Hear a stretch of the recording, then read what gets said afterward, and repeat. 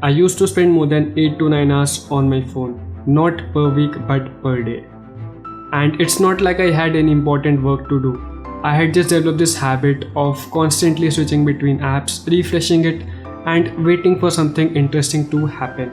And before I could realize, I would have wasted more than 3 hours already. Smartphone addiction is a real thing, and it is so widely accepted that it even has a term for it, nomophobia, which is the fear of being phoneless.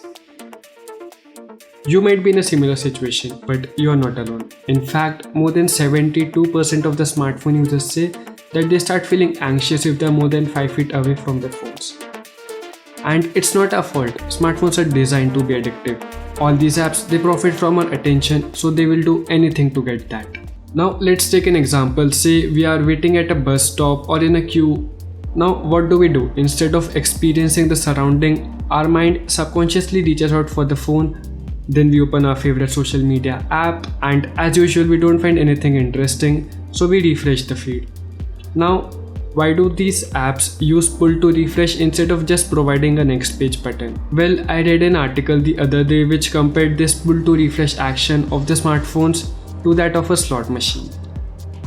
This online feedback loop is designed to be unpredictable, as we are never sure what we are going to get. So the slight delay of response before our newsfeed is populated again is all a part of building this anticipation to release a dopamine hit of excitement when we get our latest posts. And it is the exact same feeling which we get while pulling a lever in a slot machine to see if we have won. Even the small typing indicator which we see while texting someone is designed to keep us hooked.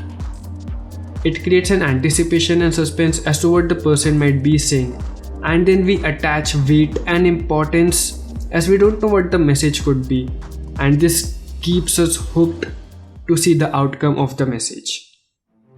I was pretty shocked after reading this article, and now that I think about it, it's really scary. So what can we do about this?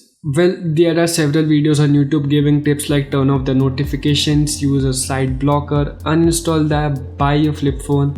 Well, I've tried all of this, but it didn't work out for me, except for when I uninstalled Instagram, video coming out soon. Now what I did was made my phone dumb. There are plenty of apps on the Play Store which will help you do that. I'm using Before Launcher and my phone looks like this now.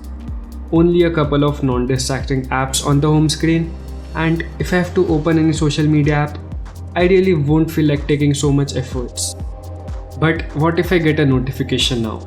Well, I won't. Notifications are the primary source of distraction, and you get all sorts of notifications from different apps and people like me who ask you to turn on channel notifications in order to get your attention. But what you can do is enable filter notifications, and the app will filter all the incoming notifications in a separate area, so you can check it whenever you feel like.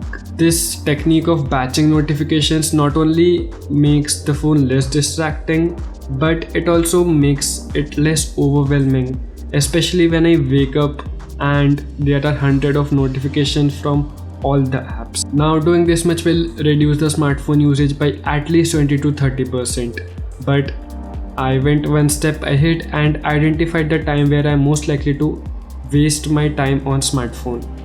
It was 3 PM for me, so I enabled Zen mode notification for that time.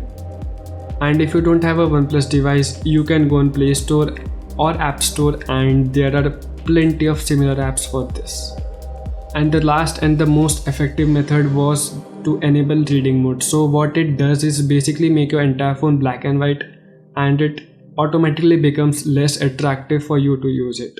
This is super effective, but it can also get annoying, so you can schedule your time accordingly to enable this mode. So after a week of trying this, my smartphone usage dropped from 8 hours per day to less than 2 hours per day. I know it's still a lot, but I am getting there.